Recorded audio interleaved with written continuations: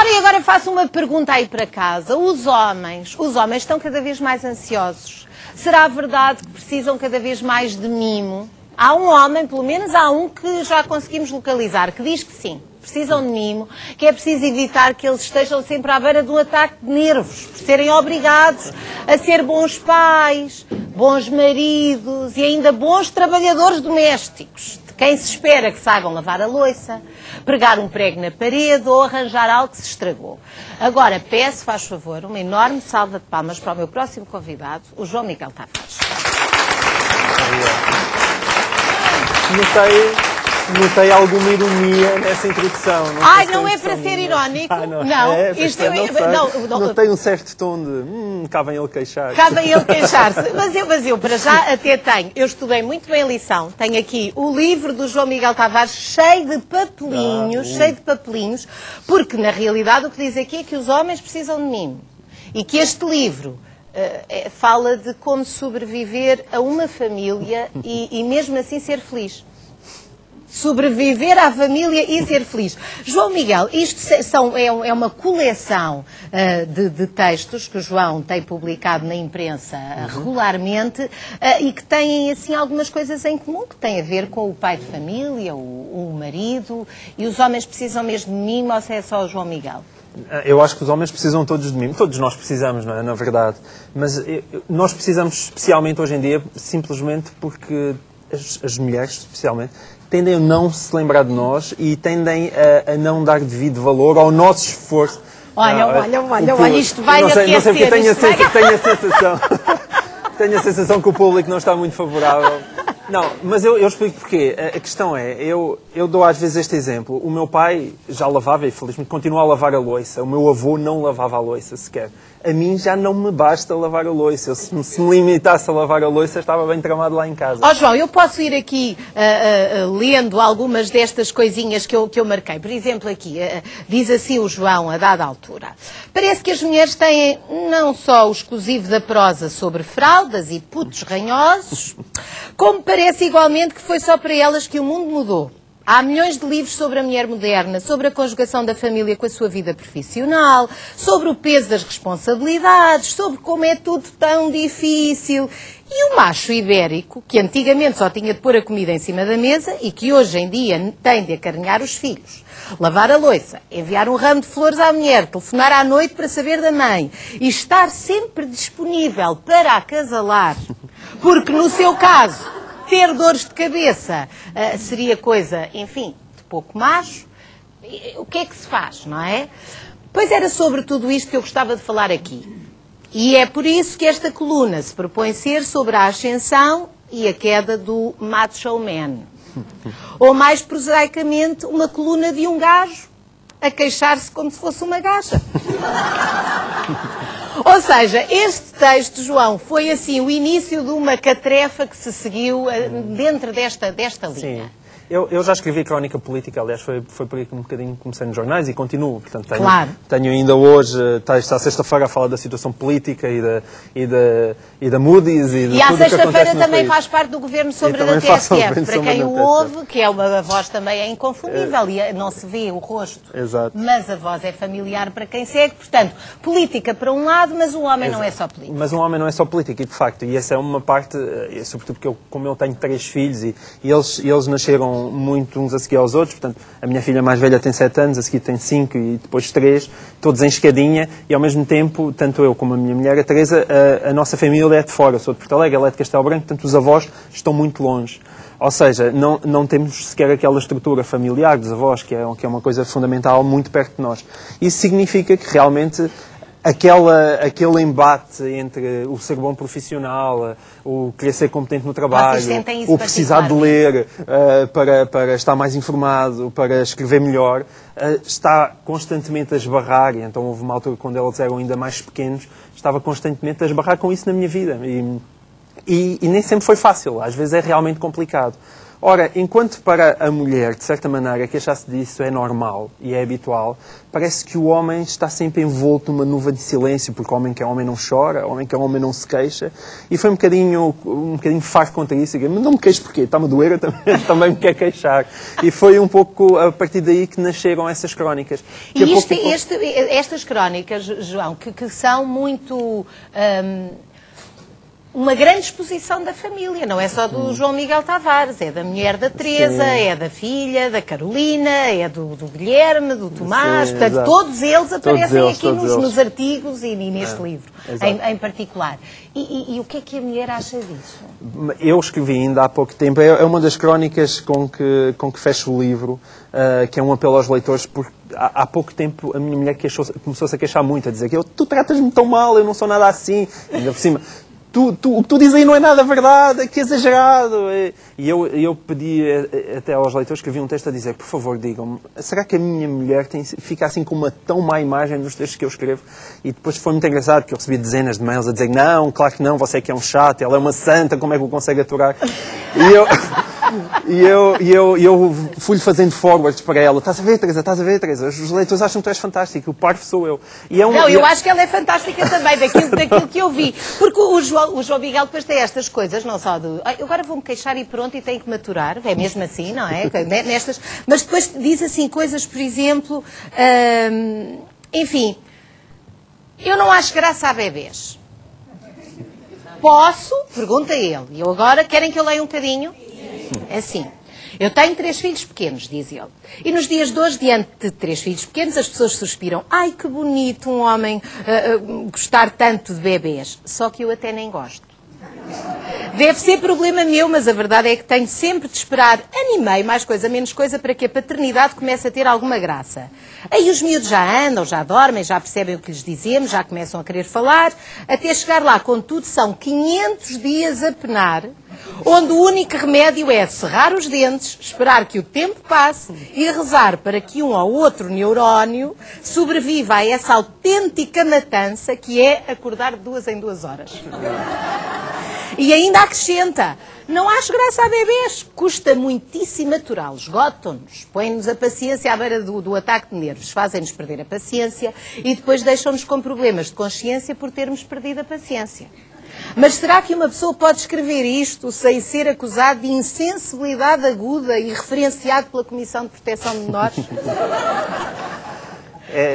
João Miguel, qual foi a reação a este texto? É engraçado. Essa é uma das grandes vantagens de escrever, que é esse texto, quando foi escrito, eu não estava a achar piada nenhuma, de facto. Pronto. E nós é que achamos porque não acordamos de 2 em 2 horas. O que é bom é essa... Não, também acordam, claro. Mas o que é bom é esta capacidade de escrever. Eu justamente digo que o computador funciona um bocadinho como o meu psicanalista e nem sequer tenho que pagar a conta. Porque ajuda muito escrever sobre coisas que depois descritas adquirem uma certa graça, embora quando estão a ser vividas não tenham piada nenhuma. E a questão dos bebés foi uma questão muito importante para mim, porque eu, sobretudo quando a Carolina nasceu, que é a mais velha, eu senti-me realmente mal com aquilo, porque durante muito tempo eu pensava que a criança nascia, eu olhava para ela no berçário e de repente Cupido lançava uma seta e eu ficava maravilhado com aquilo. Mas se nós pensarmos bem, quer dizer, ele faz o quê? Gugu, dadá, bolinhas com a boca e não faz mais nada. Não. Enquanto para a mãe é um pouco diferente, porque o bebê cresce na barriga dela, há a questão da amamentação, há uma absoluta dependência, há uma absoluta dependência da mãe e do bebê. Ora, o bebê para nós, na verdade, ainda demora muito tempo a precisar de nós para alguma coisa. Isso é um bocadinho de ciúme. É ciúme, claro, mas eu também falo sobre isso. É ciúme. É ciúme. Pronto, agora lá tenho eu de partilhar as atenções Exato. Com esta coisa que está sempre boca aberta a chorar. O problema não é esse, o problema, ainda se fosse partilhar, o que é que não é partilhar? Nós somos completamente arrumados a um canto durante uma parte significativa. É verdade. Mas querem mais queixinhas? Mas vou dizer-vos, porque, por exemplo, o João tem aqui outro manifesto, outro protesto sobre o facto dos homens, do caso dele em particular e vivido por outras pessoas, também serem atirados para um canto. Diz ele. Quando se chega ao 3º filho, já se exibem orgulhosamente as feridas de guerra, mas continuo sem perceber porque é que os pais são tratados como um empecilho que é preciso aturar. Assinam os pais, na altura do parto, atenção, assinam papéis para aceitarem ser escorraçados da sala de partos, mesmo quando não chegam a entrar nela. Não podem assistir às cesarianas e, no caso dos 3 filhos do João, 3 cesarianas, ele foi sempre... Olha, saia daqui, se faz favor. Sempre arredado. Portanto, têm de ameaçar imolar-se à porta de entrada só para saberem se a mulher que desapareceu há 2 horas já levou epidural. São informados do nascimento via fax. E depois ele põe, a sério. Via fax. 1 hora depois do bebê ter efetivamente nascido. Só podem ir ter com a mãe e com o filho à enfermaria a partir da 1 da tarde e são tratados como qualquer visita. Enxotam-nos para fora do quarto sempre que uma enfermeira entra para medir a tensão ou mudar o soro. E nem sequer ao refeitório tem autorização de acompanhar a mulher, com medo, sabe-se lá, que acabem a roubar a sopa das outras parturientes. E continua por aqui, pois acaba assim. O país não é grande coisa, é certo. A pátria, bem o sabemos, está apinhada de problemas, mas ao menos podia receber os seus filhos, que tanta falta lhe fazem, com um pouco mais de alegria. Portanto, mais umas queixinhas. Estas também com umas queixinhas. Eu espero que isso já tenha mudado, mas isso era a situação, de facto, o meu último filho, e os hospitais públicos, de um modo geral, são ótimos, e as maternidades públicas são ótimas, os bebés nascem em segurança, é tudo fantástico. Mas, de facto, existe uma insensibilidade enorme no tratamento, e sobretudo em relação aos pais. E é verdade essa parte. O Guilherme, eu soube do nascimento do Guilherme via fax, porque eles mandam lá de cima até cá abaixo onde nós estamos, via fax a dizer, olha, o bebê nasceu. Eu espero que a situação já tenha mudado, porque isso foi há 3 anos. Aí eu até recebi uma carta muito simpática na altura do diretor de Santa Maria do Serviço de Obstetrícia, mas de facto é uma insensibilidade total, porque nas maternidades, em Portugal, trata-se o parto como se fosse uma doença. E eu estou sempre a dizer, olha, nós estamos no hospital, está a nascer um bebê, que não, as pessoas não estão doentes, parem de tratar as mães como se estivessem doentes. Não, estamos a ter uma criança a nascer. E na verdade não, a única diferença, eu às vezes digo isso, a única diferença de uma maternidade para um hospital é o quê? Quer dizer, não mandam fora aquilo que tiram da barriga da mãe, mas de repente parece que é igual, como se fosse um hospital, e não é um hospital. Uma maternidade não tem que ser um hospital e não tem que parecer um hospital. Isso, olha, estão a gostar destas queixinhas do João? Estas sim. Estas sim, já têm mais... Tem que ser seletivo, é verdade. Não é, porque na realidade é um bocadinho isto destas páginas e páginas terem sido escritas, aliás, ao longo do crescimento dos filhos também. Os filhos são centrais, a mulher também. Há outros assuntos aqui, portanto, até mais políticos, se quisermos, embora estas crónicas tenham tido a política mais arredada, não é? Exato, porque o trabalho do João Miguel como analista, se quisermos, comentador, é por outras vias. Mas, na realidade, isto é um alívio, é de facto, olha, vou desabafar. E os desabafos também são partilhados por outros amigos? São. A questão dos bebés, vamos ver, não são partilhados, acho eu, muito publicamente, daí esse desejo de eu começar a escrever sobre a família. Mas, por exemplo, a questão dos bebés, aquilo que leu de dizer, eu não gasto a bebés, posso. É algo que eu partilho com muitos homens e quando eu digo, realmente, bebés, aquilo até 1 ano e meio é uma seca. E as pessoas dizem, pois é. Mas não se atrevem a dizer em voz alta. Uma seca terrível. E as pessoas não admitem isso. E, de facto, muitas vezes, eu acho que ao fim de 3 filhos, muitas vezes a gente já está-se nas tintas, 3 filhos já prova, tenho 3 filhos em casa, se acham que eu sou mau pai, vão lá ver, as criancinhas. mas quando só tem um filho, não. E realmente, no meu primeiro filho, quando nasceu a Carolina, aquilo era uma angústia para mim. Era no sentido de dizer, será que eu sou mau pai? Será que eu devia ter melhores sentimentos em relação a este bebê? Tenho algum género defeituoso? E depois é muito à custa disso que nós aprendemos que não é assim. Mesmo o amor pelos filhos é como o amor pela nossa mulher. Também se constrói, também vai crescendo. Esta bebê é a Carolina. Esta bebê é a Carolina. Olha exatamente. Que linda. Porque, entretanto, depois o livro está recheado de fotografias familiares, porque até tem cá a Santa Teresa, que é a mulher, não é? Que o João Miguel diz que é uma santa. Mas ela é assim mesmo muito exigente nas tarefas domésticas, como aqui está escrito? Ela é muito exigente nas tarefas domésticas. Portanto, o João Miguel bem pode estar empenhado numa leitura importantíssima que, quando chega àquela hora... Larga lá o livro e o computador. Como só aqui estou eu, é ótimo, porque eu posso dizer sim, claro. Se aqui estivesse ela não iria dizer que tudo o que eu estou a dizer não é nada assim. Há muitas subtilezas que eu não estou a abordar. Eu admito que sim, mas quer dizer, isso é aquele... Não há maneira. Aliás, nós, quando estamos frente às pessoas com quem estamos casados, nós nunca nos entendemos. Há sempre ali uma divergência em que mesmo às vezes nós parecemos que estamos a viver os dois a mesma situação e quando falamos dela uma hora depois, parece que não estivemos a viver a mesma coisa. Eu às vezes digo a brincar, nós devíamos filmar a nossa casa, tipo, punhamos câmaras e depois fazíamos rewind para ver exatamente aquilo que nós dissemos, porque uma hora depois estamos a dizer que aquilo que dissemos não foi exatamente aquilo que a outra pessoa disse. Estou a ver muita gente a abanar a cabeça agora na audiência, que é fantástico. E é mesmo assim, portanto, ela concorda com o que eu digo.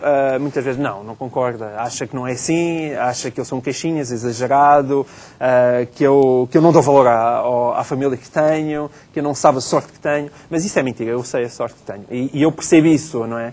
Ou seja, o próprio ato de escrever isto e de eu não ter que estar a pedir autorização à minha mulher todos os dias, de dizer assim, achas que posso publicar isto? Isso é parte de algo tácito que está no nosso casamento. Porque vocês, eu sei que posso fazer isso. Vocês conhecem-se desde quando, João Miguel? Desde acho que século XIX, mais ou menos. Foram os primeiros ainda era namorados um do outro. monarquia, Os primeiros namorados fomos um o do primeiro outro. namorados um do outro. É uma coisa altamente fuleira nos dias de hoje. Mas caiu assim... Aliás, o João Miguel também brinca com isto aqui, né? Numa destas páginas também diz que os olham assim, sobretudo para ele, assim com... a mesma mulher... Não, e toda a gente diz, meu amigo, quando chegares aos 40, 50, vai-te bater com tanta força. Portanto, toda a dizerem gente... o quê? Que o João Miguel perdeu coisas extraordinárias. Certo, exatamente. E que aos 40 e tal, 50, estou condenado a sair de casa, a arranjar 45 amantes, abandonar a família.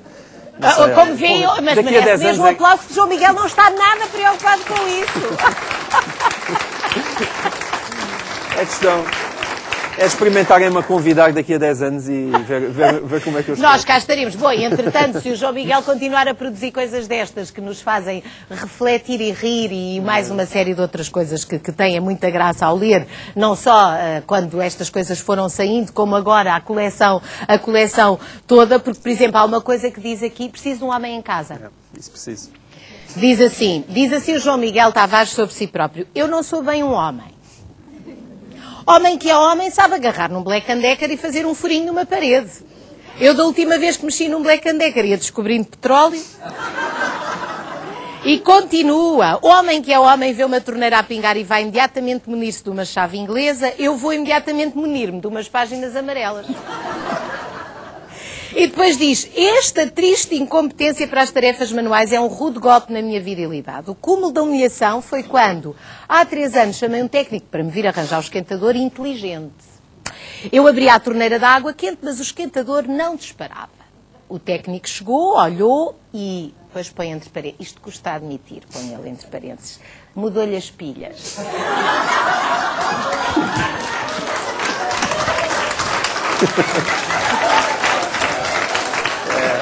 Mas esperem, falta a conta. Paguei 60 euros. 60 euros por trocar 2 pilhas. Felizmente arranjei um verdadeiro profissional. Em vez de se rir na minha cara, esperou até chegar ao carro. É verdade. Ou seja, é mesmo um enorme desajeitado. Sou muito desajeitado. Ou já foi mais, que isso também, se calhar, com o tempo, a coisa este melhora, tipo de tarefas não? domésticas sou mesmo desajeitado e nem sequer me atrevo. Também é uma boa desculpa para não as fazer, mas de qualquer forma, não. De um modo geral, não me atrevo e sou mesmo muito desajeitado. Eu prefiro chamar pessoas. Eu digo sempre, não, eu tenho que ir, Teresa, tenho que ir trabalhar e escrever a minha próxima crónica. É evidente, tinha imensa vontade de tratar dessa torneira que pinga, mas neste momento não tenho oportunidade. João, muito bem, estamos aqui com as queixinhas. O que é bom de ter uma família com 3 miúdos, idades diferentes, a mulher presente? O que é bom nisso tudo? É bastante divertido. O que é bom com as crianças em si, é bom com a mulher, quando nós temos um casamento feliz, como eu acho que apesar de tudo é o meu, podemos levar a vida toda, sentarmos sozinhos e não estarmos acompanhados e gostarmos realmente de uma pessoa. Isso qualquer pessoa, eu acho que apesar de tudo, ainda estou felizmente apaixonado pela minha mulher e até agora talvez seja mútuo. Ou então ela não quer sair de casa, porque com 3 miúdos. 3 miúdos hoje em dia já seria difícil arranjar outra pessoa para lhe aturar tantas crianças. Eu acho que ela não vai perdoar. Isto hoje, quando ele chegar, vai ter um ralhete. Vou mas levar pronto, com o é da martelo dos bifes, responsabilidade. como eu costumo dizer. Vou levar com o martelo dos bifes. Mas isso É por isso, quer dizer, é verdade que há muita gente que diz, não, o homem não nasceu para ser monogâmico. Diz sempre assim, mas alguém inventou a instituição do casamento há tanto tempo e a família é porque aquilo, apesar de tudo, deve fazer algum sentido juntos. Em relação às crianças, eu acho que o que é fantástico à medida que elas crescem deixam de ser bebés, ok? E passam a ser crianças e nós a falarmos com elas é que redescobrimos o mundo outra vez com elas. E isso é absolutamente extraordinário. Elas são inesperadas quando... São completamente inesperadas. Há tiradas maravilhosas. Ainda ontem, só para contar uma história, o Tomás perguntou à mãe, mamãe, quando tu fores mais velha, ainda estás viva? E a Teresa diz, espero que sim, Tomás. E o Tomás perguntou-lhe, então vais ser minha avó? E tu pensas nisso. Quem é que se vai lembrar de uma coisa dessas? Não há romancista, mas só mesmo Tomás, só mesmo uma criança é capaz de... Eu estou cheia de pena porque o tempo corre. E eu tenho aqui um texto tão bom. Será que ainda querem que eu leia mais qualquer coisinha? Ai, é que é tão querido, eu adoro este. Se calhar é o que o João menos gosta, mas eu vou ler. A minha mulher foi 3 dias para a Itália e deixou uma casa cheia de post-its, os tais papelinhos com o autocolante. A mulher é médica, portanto, foi em trabalho. Graças à minha condição de pai solteiro por 72 horas, bem visto, tenho a mesa da sala decorada com 9 mudas de roupa. 3 dias vezes 3 crianças, com etiquetas a dizer quarta-feira, quinta-feira e sexta-feira. Não vai eu pôr um vestido à Carolina do dia em que ela tem ginástica e um fato de treino para ir à catequese. E quando se abre a porta do frigorífico, há montinhos de iogurtes e queijinhos e bolachinhas devidamente identificados. São os 9 lanches para os miúdos, com respectivos autocolantes. Quarta-feira, quinta-feira, sexta-feira. Quando cheguei a casa na véspera da partida da minha excelentíssima esposa, fiquei a olhar para aquilo como boi para um palácio. Sem conseguir decidir se me devia indignar ou enternecer.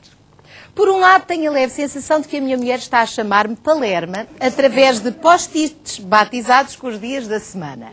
Por outro lado, fico fascinado com a sua capacidade de organização bávara e levanto até mesmo a hipótese de lhe ter faltado tempo para assinar uma fogosa carta de despedida, preferindo declarar o amor à minha pessoa através de amontoados de peças de vestuário XS, que é os pequeninos, não é? Encontro-me, pois, numa daquelas encruzilhadas em que uma relação é fértil. Se lhe digo, ouve lá, mas tu achas que eu sou atrasado mental? Achas que eu não consigo escolher a roupa dos miúdos sozinho? Ela vai dizer que eu sou um ingrato e um mal agradecido e que não dou minimamente valor a todo o trabalho que ela tem em casa. Precisava de água agora, que eu já estou aqui com entusiasmo. Depois, se me agarrar apaixonadamente ao seu pescoço a dizer que ela é a melhor mulher sobre a Terra desde que a Brigitte Bardot se começou a dedicar às focas, estou a perpetuar a triste condição de marido totó e sem um pingo de autossuficiência. O que decidir então? Agora pergunta-se, não é, o João Miguel Tavares, sobre isto, como reagir. Após 8 anos de casado, nem sequer vale a pena pensar muito sobre o assunto, como é óbvio, e qualquer marido sapiente poderá confirmá-lo, mais vale a triste condição de marido totó e sem um pingo de autossuficiência. A excelentíssima esposa fica contente e as minhas manhãs vão parecer uma linha de montagem de carros alemães. É só ensacar os lanches nas mochilas e as crianças na roupa escolhida. Quanto aos princípios, bom, que se lixem os princípios. Assim como assim, a emancipação masculina está um bocado sobrevalorizada.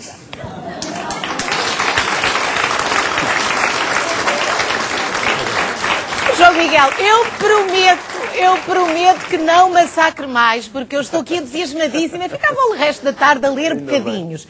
Mas isto, João Miguel, esta mulher vale ouro. Eu sei que vale. Porque e ela realmente, sabe, e vale ouro, e eu acho que ela não confia muito. Aqui para nós, eu acho que o João Miguel tem razão. Mas isto realmente pode ser entendido de 2 maneiras, que é, coitado, ele tem tanto que fazer, vou ajudá-lo, não é? Não é isso. Isso não é. É mesmo... É mesmo pensar que Não, és um bocado incompetente. Tu não sabes conjugar cores. Na verdade, ela diga, tu tens um ligeiro traço de daltonismo e, portanto, é melhor não arriscar. Vais conjugar azul com cor de rosa e vermelho e nada vai bater certo. Portanto, tumbas. E eu digo, então está bem, querida, vou fazer tudo o que tu mandas. Eu costumo dizer, eu quando me casei já sabia quem é que ia usar as calças lá em casa e não era eu. E, portanto...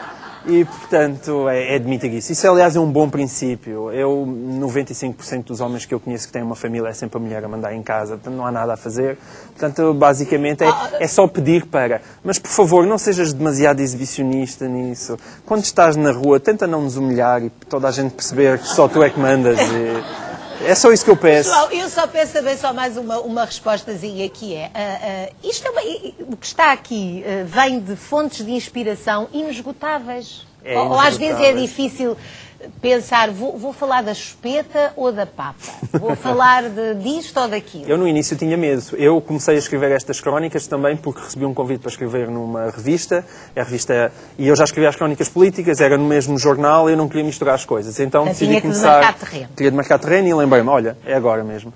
E no início tinha medo, será que vou arranjar assunto e tudo isso? E depois, quando eu passei as crónicas, eu atualmente escrevo-as no Correio da Manhã ao domingo. O Otávio Ribeiro, que é o diretor, disse-me as crónicas eram quinzenais. Ele disse, eu não acredito num formato quinzenal. Começas a escrever todas as semanas sobre isso. E eu, será que consigo? Mas tornou-se muito mais fácil ao ser semanal. E hoje em dia eu aponto ideias no telemóvel e eu tenho uma lista infindável. Dá para encher textos durante mais 3 ou 4 meses. Olha que bom, ficamos todos contentes, não é? Ora, uma grande salva de palmas para o João Miguel Tavares. Muito obrigado. Obrigada. Obrigado.